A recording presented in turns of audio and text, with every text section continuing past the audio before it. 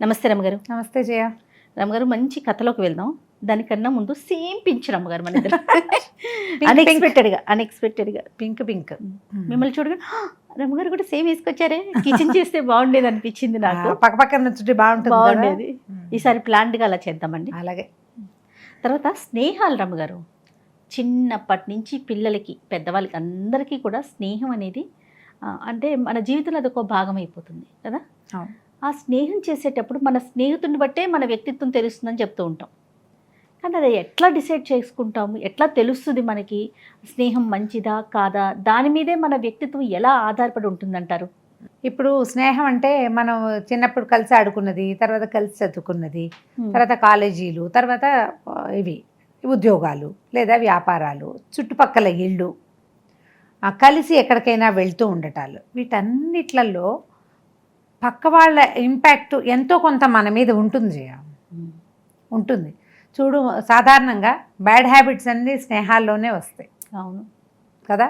ఒకడికి ఒక హ్యాబిట్ ఉంటే వాడు చాలా సక్సెస్ఫుల్గా తన ఫ్రెండ్స్కి దాన్ని అలవాటు చేస్తాడు. తన్నేమనకుండా, ఇది ఆడపిల్లలు మగపిల్లలు ఎవరైనా చేస్తారు. అయితే ఇప్పుడు ఇవేంటంటే మిత్రత్వం వేరు. మన మిత్రమండలి గుంపు ఉంటుంది, వీళ్ళల్లో మనని మార్చగలిగేవాడు ఒకడో అరో ఉంటారు. సాంగత్యం అంటారు దాన్ని. అవును, సంగతి. వాళ్ళతో కలిసి ఉండటం. వాడు ఒకడు భక్తుడు, అన్ని మంచి విషయాలు వింటాడు. ఏదైనా చేసేటప్పుడు, ఏదైనా వ్యవహారం అప్పుడు వాడు అరే ఇది కరెక్ట్ కాదు అని చెప్పగలుగుతాడు. ఒక్కొక్కడు పాపం చెప్తాడు కానీ వాడి ఇంపాక్ట్ మిగిలిన వాళ్ళ మీద ఉండదు. కానీ ఒక్కడు ఉంటాడు, వాళ్ళు మార్చగలుగుతారు మనుషులు. అలాంటి వాళ్ళు ఎవడైనా దొరికితే, అంటే మనకి ఏదైనా ఒక నెగిటివ్ పని అని ప్రపంచం ఒప్పుకొని మనకు మాత్రం ఉద్రేకంగా చేయబుద్ధి అయినప్పుడు, చేసేద్దామనుకున్నప్పుడు మనని వారించేవాడు ఎవడైనా ఉంటే వాడిని వదిలిపెట్టద్దు. వాడు భగవంతుడు. వాడు వచ్చి నుంచుంటాడు మన పక్కన. ఇది చెయ్యొద్దు, నీకు మంచిది కాదు అని చెప్తాడు. మిగిలిన వాడంతా ఏ పిచ్చి వెధవా వీడు, పాతకాలం వాడు, కన్జర్వేటివ్ ఐడియాస్, బ్యాడ్ ఐడియా, సరదా లేదు వాడు చెప్పే దాంట్లో అంటారు. కానీ వాడు చెప్పే దాంట్లో మీ జీవితం ఉండొచ్చు. ఖచ్చితంగా సరదా ఉండదు. సరదా జీవితం కాదుగా. సరదా తాత్కాలికమైంది, జీవితం అన్నిటికంటే పెద్దది అదే కదా. అవునండి, సరదాలను మించింది జీవితం. సరదా కోసమే జీవితాన్ని వదిలేయగలమా? వదలలేము. పైగా ఒకడు చేసే పొరపాటు అందరి మీద దాని ఇంపాక్ట్ ఉండొచ్చు.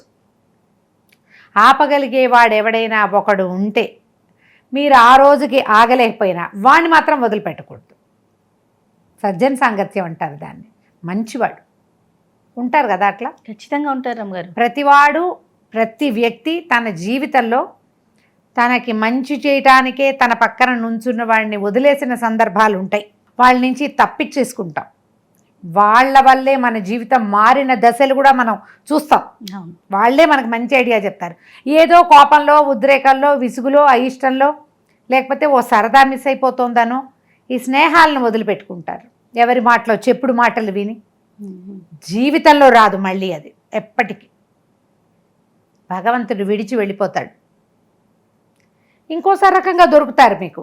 కానీ ఏ కోణంలో వీడు నీకు దొరకబోయాడో దాన్ని నువ్వు వదిలేసుకుంటావు. ఆ కోణం ఎప్పటికీ నీ జీవితంలోకి రాదు. జాగ్రత్తగా చేసుకోవాలి.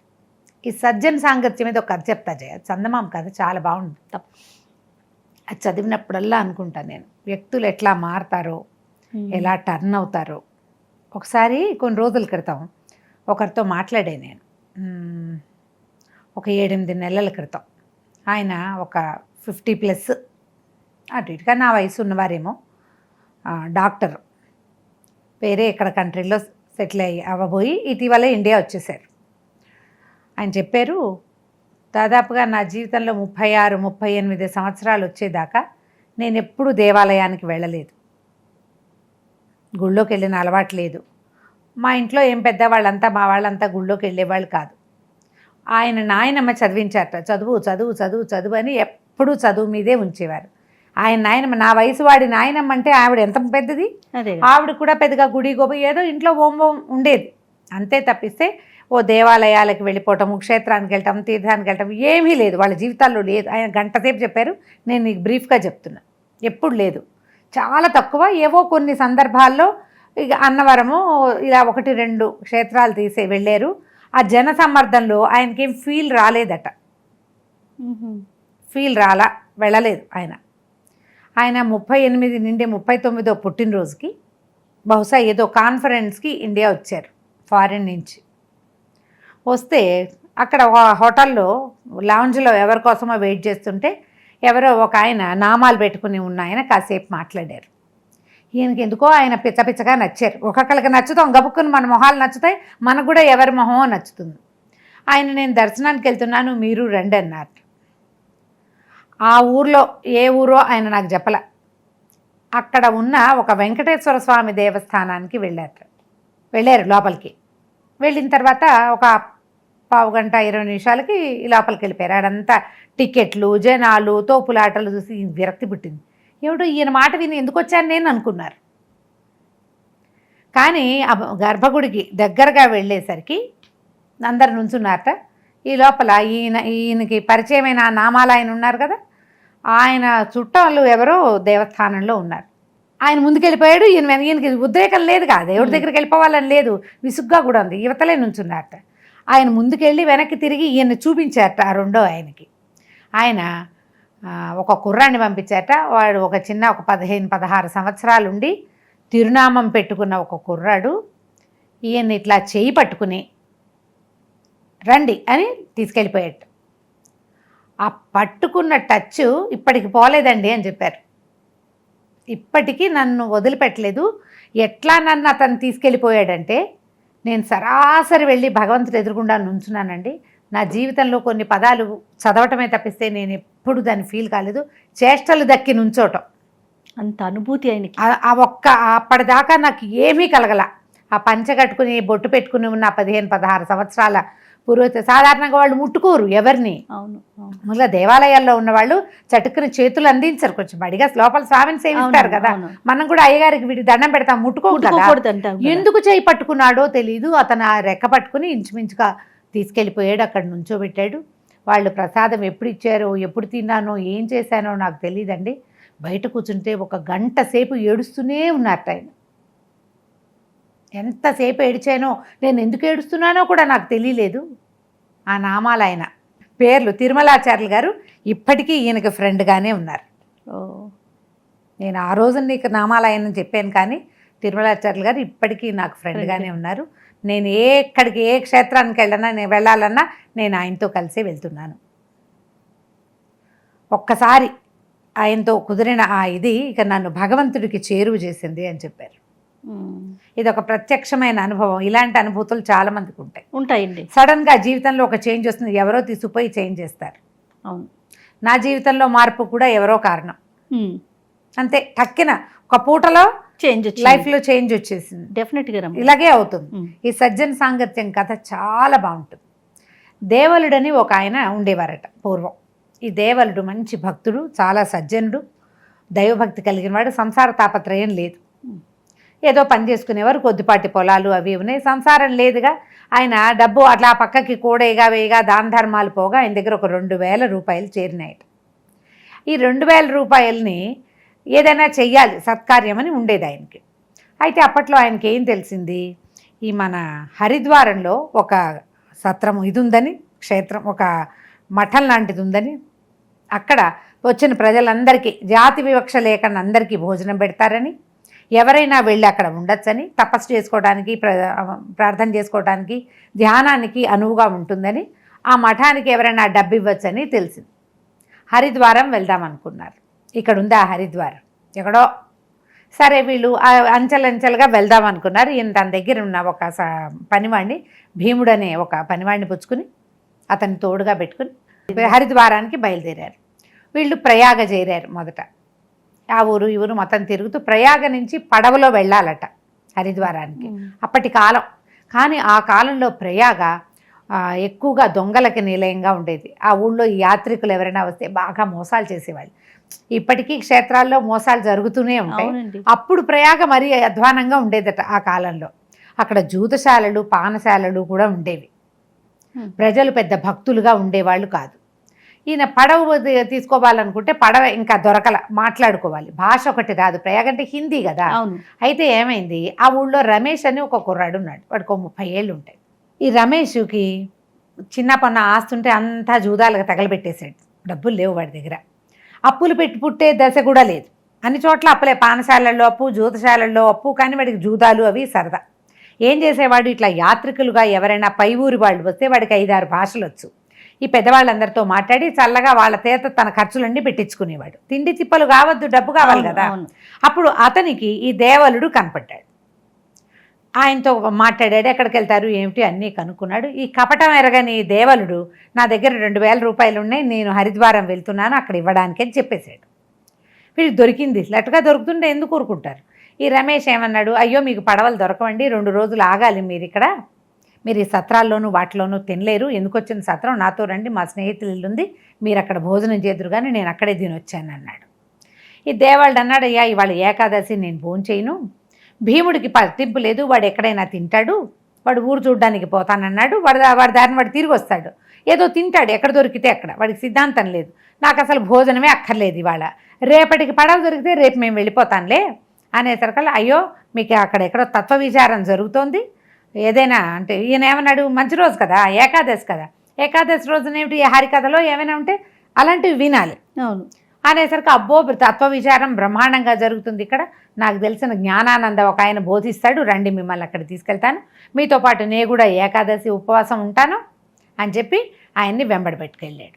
ఈయన ఏమనుకున్నాడు, ఓహో బాగుంది, చక్క మంచి కుర్రాడు, చిన్నవాడు, ఆయనకు 50 ఏళ్ళు ఉన్నాయి, ఈయనకు 30 ఏళ్ళు, 30 ఏళ్ల కుర్రాడు 50 ఏళ్ల వాళ్ళని వెంట పెట్టుకు తీసుకెళ్లేది తక్కువ ఉంటుంది. సమవయస్కులు కాదు, చిన్నపిల్లాడు కదా. కానీ ఈయనకి బాగుంది అనిపించి, ఒరే భీముడు నా పై పంచాను సంచి పట్టుకురారా, నేను ఈ అబ్బాయితో వెళ్తాను, నువ్వు ఊరు తిరిగి రమ్మన్నాడు. ఈ లోపలికి వెళ్ళిన భీముడు నిదానంగా వచ్చాడు, సంచి పై బట్ట 2 పట్టుకొచ్చి ఇచ్చాడు. ఈయన పైన ఉత్తరీయం వేసుకుని ఆ సంచి భుజాన్ని తగిలించుకుని, డబ్బుల సంచి అనమాట, ఇద్దరు కలిసి వెళ్ళారు. వెళ్తే ఎంతసేపు వెళ్ళినా వీళ్ళు వెళ్ళాల్సిన ప్లేస్ రాదే. ఈ దేవాలటి కనిపించింది, అబ్బాయి నువ్వేమైనా మర్చిపోయావా దారి ఏమిటంటే, కాదండి ఇక్కడ ఒక మర్రి చెట్టు ఉండాలి, నేను మర్రి చెట్టు కోసం చూస్తున్నాను అని 3, 4, 5, 6, 7, 8 సందులు తిప్పి చివరికి ఒక సందులోకి ప్రవేశించాడు. ఒక అడ్డదారి, ఆ మధ్యలో ఉన్న మర్రి చెట్టు, దాని దగ్గర ఉన్న ఇల్లు. లోపలికి వెళ్ళారు. లోపలికి వెళ్తే జనమంతా అక్కడక్కడ చాలామంది కూర్చుని ఉన్నారు. అక్కడ ఏం చేస్తున్నారు, ఏమిటో తెల్లటి పదార్థం ఎవరో పంచిపెడుతున్నారు. కొద్దిగా పొగగా ఉంది లోపల, ఆ పొగ ఏమిటో ఈయనకు తెలియదు. ఇప్పుడు ఆత్మ విచారణ, తత్వబోధ ఇవన్నీ జరిగే చోట అగరత్తుల పొగ, సాంబ్రాణి పొగ ఉంటుందిగా. ఈ పిచ్చి ఆయన అదనుకుంటున్నాడు. లోపలికి వెళ్తే ఈ తెల్ల పదార్థం అందరికీ తాగేది ఇస్తుంటే, ఇదేమిటి అంటే ఇవి పాలండి, కొన్ని మూలికలు అవి కల్పిస్తారు, బలంగా ఉంటుంది, ఇట్లా ఉపవాసాలు ఉన్నప్పుడు ఇట్లాంటిది పుచ్చుకోవాలండి, మా వాళ్ళంతా అదే పుచ్చుకుంటారని ఈయన వద్దు మొర్రో అంటున్నా వినకుండా ఆయనకి 2 గ్లాసుల భంగు పట్టించాడు. బలవంతంగా తాగండి తాగండి బాగుంటుంది, ఈయన వద్దంటున్నాడు, వాడు తాగిచ్చేశాడు. ఈయనకి తాగుతుంటే తెలిసింది ఇదేదో వేరే కథ, అదేమిటో తెలియదు. అయ్యో ఈ పిల్లాడు తెలియక ఇదే వీడు దొంగ విధవా నన్ను ఇట్లా తాగిస్తున్నాడు అనుకోలే ఆయన, వీడు పిచ్చి విధవా, వీళ్ళెవరో ఏమిటో చెప్పి ఈ వెర్రివన్నీ తాగిస్తున్నట్టున్నారు, అమాయక పిల్లవాడని ఆ అబ్బాయి మీద జాలి పడుతున్నాడు. ఈయనకు ఒక రకమైన ఉద్రేకం వస్తుంది. ఇక్కడ ఏమి తత్వబోధ జరగట్లేదే, ఎక్కడుంది తత్వబోధ విందామన్నావు కదా అన్నాడు. భంగు తాగ్గానే మత్తు రాదు, నిదానంగా అది బ్లడ్లోకి వెళ్తూ ఉంటే తాపీగా ఒక రకమైన ఉద్రేకం వస్తూ ఉంటుంది. ఈ వీడు ఏం చేశాడు, ఇంకొంచెం లోపలికి తీసుకెళ్ళాడు. ఇంకో 2-3 సందులు దాటాక తత్వ విచారం జరుగుతుందా అని అక్కడ ఉన్నవాడిని అడిగాడు. అక్కడ బయట ఒకడు నుంచున్నాడు. ఓహో అని చేయి చూపించాడు వాడు. పదండి లోపలికి వెళ్దామని లోపల తీసుకెళ్ళారు. ఏమిటది, జూదం. ఓహో, జనాలంతా జూదం ఆడుతున్నారు. ఇదేమిటి వీళ్ళు ఇదేదో చేస్తున్నారు, ఇక్కడ ఎవరు పెద్ద మనుషులు లేరంటే, ఇక్కడ ఇంతేనండి మా ఊళ్ళో, ముందు ఇది ఆడాలి వచ్చిన వాళ్ళంతా, ఆడాక గెలుపు ఓటములు దైవాధీనాలు కదా, ఆ దైవాధీనం ప్రాబ్లం అంటే దైవాధీనం అనే పాయింట్ అర్థమయ్యాక తత్వ విచారం జరుగుతుంది. కాబట్టి ఇప్పుడు మనం జూదం ఆడాలన్నాడు. ఈయన తెల్లబోయారు, చిచ్చి జూదం ఆడకూడదు, చాలా తప్పు, అట్టటి ఆడకూడదు అన్నాడు ఈయన. వాడు ఒప్పుకోలేదు. అయ్యో కాదండి జూదం ఆడకపోతే బయటికి వెళ్ళనివ్వరండి, వీళ్ళు కొట్టి చంపేస్తారు, చూడండి 2-3 లాఠీలు పెట్టుకుని నుంచుని ఉన్నారు అక్కడ. వాళ్ళేమిటి డబ్బులు ఎగ్గొట్టి పారిపోయే వాళ్ళని తనడానికి నుంచున్నారు, వీడేమో తత్వ విచారం జరగాలంటే, బోధలు జరగాలంటే ముందు ఓడాలి లేదా గెలవాలి, గెలిచాక గెలుపు మీద ఎక్కువ ఆసక్తి పెట్టుకోవద్దని చెప్తారు, ఓడిపోతే ఓడామని బాధపడద్దని చెప్తారు. చెప్పాలంటే ముందు ఆడాలి. డబ్బులేవి, నా దగ్గర డబ్బులు లేవు, మీ దగ్గర ఏమైనా ఉన్నాయా అంటే, సరే ఈయన అన్నాడు, అయ్యో వృధాగా దెబ్బలు తింటావో ఏమిటో నాయన, సరే ఉండు నేను డబ్బులు ఇస్తానని సంచిలో చేయి పెట్టాడు. సంచిలో డబ్బులు లేవు. ఈయన తెల్లబోయాడు. ఇదేమిటి 2000 రూపాయలు తెస్తేనే, అయ్యయ్యో పోయినాయి డబ్బులు అన్నాడు. వీళ్ళకి ఏం డౌట్ వచ్చింది, ఇందాక భంగు తగ్గేటప్పుడు సంచి పక్కన పెట్టాం, అక్కడ కానీ కొట్టేశారా ఎవరైనా, మీ పనివాడు ఏమైనా తీసుకున్నాడేమోనండి అన్నాడు. చిచ్చి, వాడు అట్లాంటి వాడు కాదు, వాడు పుట్టిననాటి నుంచి నా దగ్గర ఉన్నాడు, వాడికి ఎందుకు డబ్బు, వాడు శుభ్రంగా సత్రంలో అన్నం తింటాడు, కాలు కొద్దీ నడుస్తాడు, డబ్బు తీసుకుని వాడేం చేస్తాడు, వాడేమంటాడు పని చేయడు, అది కాదు ఎక్కడో పోయినాయి డబ్బులు అనగానే వీడేమన్నాడు, మరి ఇప్పుడు ఆడాలి కదా, నేను ఎవరో ఒకళ్ళ దగ్గర అప్పు తెస్తాను, ఒక ఆడి డబ్బులు వస్తాయి, ఆ డబ్బులు నేను మీకు ఇస్తాను, మీరు పట్టుకెళ్తారు కానీ ఈయన అన్నాడు, చీచి భగవంతుడు దేవుడికి డబ్బు ఎట్లా ఇవ్వాలి, ధర్మాచరణతో వచ్చిన డబ్బుని దేవుడికి ఇవ్వాలి, అంతేగాని జూదం సప్తవ్యసనాల్లో ఒకటి, దాంట్లో గెలిచిన డబ్బులు ఇవ్వచ్చా, అట పనికిరాదన్నాడు. ఇంతలో ఏమైంది, ఈ జూదాలు గీదాలు వ్యవహారాలు పెరిగినాయి, ఈయనకేమో ఉద్రేకం హెచ్చిపోతుంది, లోపల భంగు దాగున్నాడుగా. సరే వీడన్నాడు, వాళ్ళకి సైగ చేశాడు, మేము వెళ్ళిపోతామని.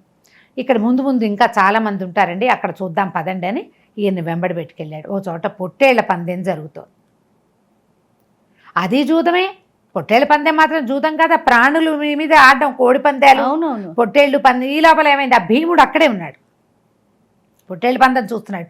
ఎప్పుడైతే అయ్యగారిని చూశాడో వాడు చటుక్కని తప్పుకున్నాడు. ఈయన ఈ 2 పొట్టేళ్ళు ఢీకుంటున్నాయి, చూస్తున్నాడు, అయ్యో అయ్యో కొట్టుకుంటున్నాయి, నెత్తుర్లు వచ్చి చచ్చిపోతాయేమో అనంటే, చచ్చిపోవడానికేనండి, తర్వాత దాన్ని వండు తింటారన్నాడు రమేష్. అనగానే ఆయనకు ఉద్రేకం వచ్చేసింది, అయ్యయ్యో వృధాగా ఇంత శుభ్రంగా ఉన్న జీవిని చంపేయటం ఏమిటని ఒక్క ఉదుటన ఆ పొట్టేళ్ల మీదకి దూకి ఓ పొట్టేళ్ళని మెళ్ళ మీద వేసుకుని దెబ్బలు తగిలిన దాన్ని పరిగెత్తడం మొదలుపెట్టాడు. ఆయన భంగు వల్ల ఆయనకు ఒళ్ళు తెలియటల్లా. జనాలంతా అరిచి కేకలు పెట్టారు, అయ్యో అయ్యో వీడెవడో పట్టుకుపోతున్నాడంటే వాళ్ళు ఏమనుకుంటున్నారు, వాడు దొంగతనం చేస్తున్నాడు అనుకుంటున్నారు. ఈయన దొంగతనం ఉద్దేశం లేదు కదా, దాన్ని రక్షిద్దామనుకుంటున్నాడు. దీన్ని రక్షించకపోతే దీన్ని చంపేస్తారు, జీవి ఆయువు ఉన్నంతకాలం బతకాలి కదా. అందరూ జనాలు పరుగులు పెడుతూ ఈ దేవలుడు వెనకాలబడి ఆయన్ని కొట్టి ఆ పొట్టేల్ని లాక్కుని ఆయన తీసుకుపోయి రక్షక భట్లకు అప్పచెప్పారు. ఆయనకు ఒక వెళ్ళు తెలియని స్థితి, ఏం చేస్తున్నాడో తెలియదు. వాళ్ళేమో తీసుకుపోయి కారాగారంలో పడేశారు. ఈ రమేష్కి ఆయన లోపల నుంచి బయటకు వచ్చేటప్పుడే బాధ వచ్చేసింది, ఇదేంటి ఈయన తెచ్చి అనవసరంగా ఇట్లా చేసే, కనీసం నేను ఇంత చేస్తుంటే నేను తన్ని ఇరికించానని కూడా అర్థం కాలేదే ఈయనకి. వాడు ఇరికిచ్చాడు, అన్ని చోట్లకి తీసుకెళ్ళి వృధాగా బాగా భక్తుడైన వాడికి భంగు కూడా తాగిచ్చాడు, తీసుకుపోయి అన్ని జూదశాలల్లోనూ తిప్పాడు. ఎంత తిప్పితే ఆయన వీడిని అసహించుకోకుండా, బాబు నువ్వు జాగ్రత్తనైనా ఇలాంటి ఊళ్ళో ఎలా బతుకుతావో అంటున్నాడు. వీడికి చాలా బాధ వచ్చేసింది. సరే అటు తిరిగి ఇటు తిరిగి తెల్లారేసరికల్లా వచ్చి వెళ్ళి ఆ జైలు శాఖ దగ్గరికి వెళ్ళి ఆయన్ని విడిపించాడు బయటికి.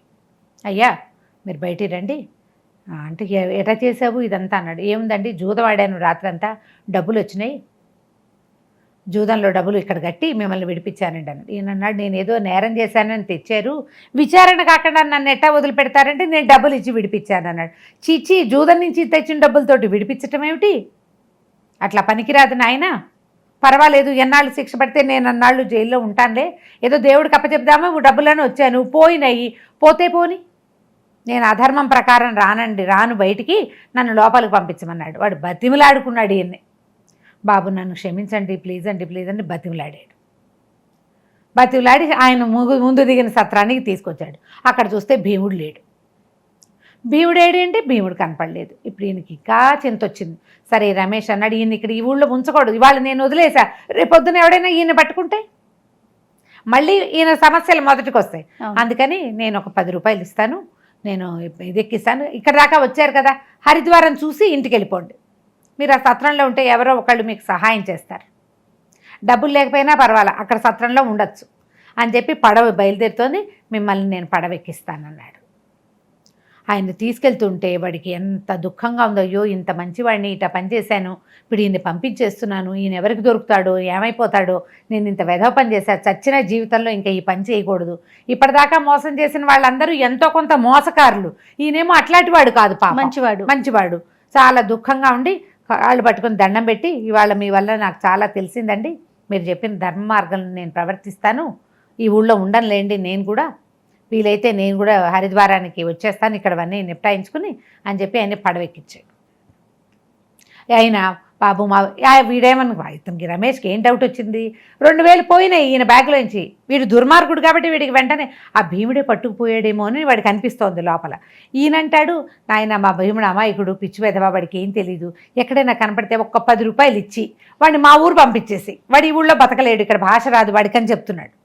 ఈ వీడికి ఇంకా వచ్చింది దుఃఖం, ఏం చేయను, నాకేమో దుష్టాలోచన వస్తుంది, వాడే డబ్బులు కొట్టేసి ఉంటాడు, వాడిని పట్టుకుందామని ఉంది. ఈయన ఇప్పటికీ నన్ను నమ్మి వాడిని నమ్ముతున్నాడు. ఏడుపు మొహం కళ్ళు మొహం తుడుచుకుని నేనేదో ఏర్పాటు చేస్తాను బాబు మీరు ఎక్కండని పడవెక్కిచ్చాడు. వీడు వెనక్కి తిరిగి వెళ్ళిపోయాడు. ఆ పక్కనున్న సందులోనే వాళ్ళ స్నేహితుడు వెళ్ళుంటే ఆ సందులోకి పోయాడు రమేష్. ఈ పడవ బయలుదేరింది, కొంచెం 10 అడుగులు ముందుకు వెళ్ళేసరికల్లా పరిగెత్తుకుంటూ వచ్చాడు ఆ భీముడు. ఆపండి ఆపండి అనేసరికల్లా ఈయన దేవలుడు చూసి, వీడు మా కుర్రాడే బాబు, కొద్దిగా లంగరేయండి, కుర్రాడిని ఎక్కించుకుందాము అనేసరికల్లా వాళ్ళు లంగరేశారు. ఆ భీముడు లోపలికి వచ్చాడు. ఏరా భీమా ఏమైపోయావురా, ఈ ఊళ్ళో ఇట ఏమైపోయావని భయపడ్డానంటే, బాబు నాకు తెలుసండి, నేను వాడి దొంగ మొహాన్ని మొదటే కనిపెట్టాను, డబ్బులు దాచేసి మీకు ఒట్టి సంచి ఇచ్చాను, మన డబ్బులు మన దగ్గర ఏమన్నా, మీరు కంగారు పడకండి అన్నాడు. అనేసరికల్లా దేవాళ్ళు అన్నాడు, చిచ్చి కాదురా పాపం, వాడు చాలా మంచివాడు, వాడు లేకపోతే నేను ఈ ఊళ్ళో అదేవో సత్రాల్లో పడి ఏమిటో అయిపోయేవాడిని, జైల్లో పడిపోయేవాడిని, వాడే నన్ను తీసుకొచ్చాడు, వాడు చెడ్డవాడు కాదు అన్నాడు. ఆ డబ్బులు పుచ్చుకుని వెళ్ళిపోయారు. ఆ రమేష్ మళ్ళీ జీవితంలో పొరపాటు చేయలేదు. కొంతకాలానికి వాడు కూడా ఈ ప్రయాగను విడిచిపెట్టి అక్కడికి వెళ్ళిపోయాడు. ఇప్పుడు ఈ మంచి ఆయనతోటి ఒక రోజంతా గడిపి ఆయన్ని అన్ని చిక్కుల పాలు చేసినా కూడా మళ్ళీ అయినా కూడా ఆయన వీడిని మంచివాడని అనుకున్నాడు. అది రమేష్కి కూడా బుద్ధి వచ్చేసింది. ఎప్పుడైతే భీముడు ఈయనంత సజ్జనుడు కాదు, ఎదుటి వాళ్ళలో ఉన్న చెడు చూడగలడు, వాడు చెడు చూడలేకపోవడం కూడా కష్టమే పాపం.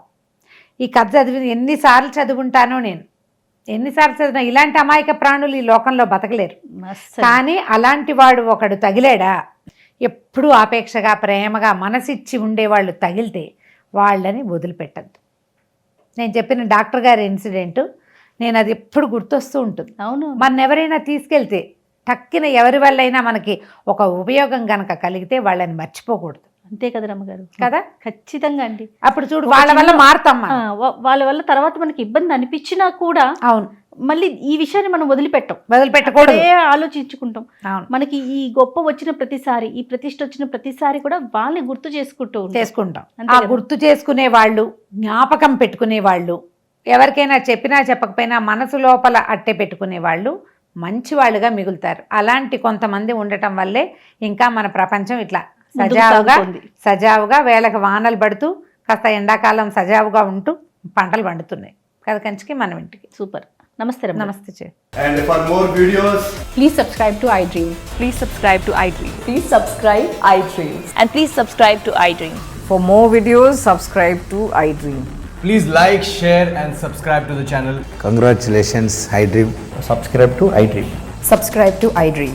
So subscribe to iDream Media. iDream ki iDream team andarki huge congratulations. Please subscribe iDream Media. Please subscribe to iDream. Subscribe iDream. Please subscribe to iDream.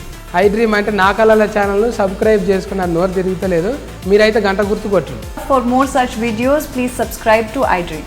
Subscribe to iDream. Please subscribe to iDream. Please subscribe iDream Media. Please do subscribe to iDream. Please subscribe to iDream Media. For best entertainment and information, please subscribe iDream. And don't forget to subscribe to iDream.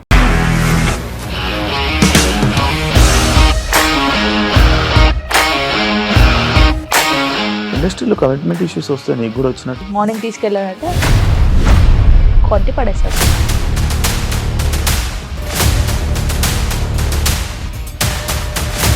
ఒక్కళ్ళు కూడా చూడలేదు ఈ cinema అని చెప్పడానికి కూడా చాలా ధైర్యం కావాలి. అది నిజం కదా, దాంట్లో ధైర్యం ఏంటి? నెక్స్ట్ డే ప్లేట్ మార్చేస్తే తప్పు కదా. As of now we are comfortable this అని నేను అనుకుంటున్నాను. రష్మిక గారిది మీది ఒకే ఊరు అంట కదా. నీకు కోపం వచ్చిందంటే బాగా తిట్టేత్తరా? తిట్టేద్దామండి. నిజంగా గేమ్ ని ఎలా చేంజ్ చేయగలిగారు? ఏపీఎస్ఎఫ్సి వాళ్ళకి 6 నెలల్లో నేను 6 లక్షలు కట్టా. బిజినెస్ చేయాలనుకుంటే it is as difficult as riding a tiger.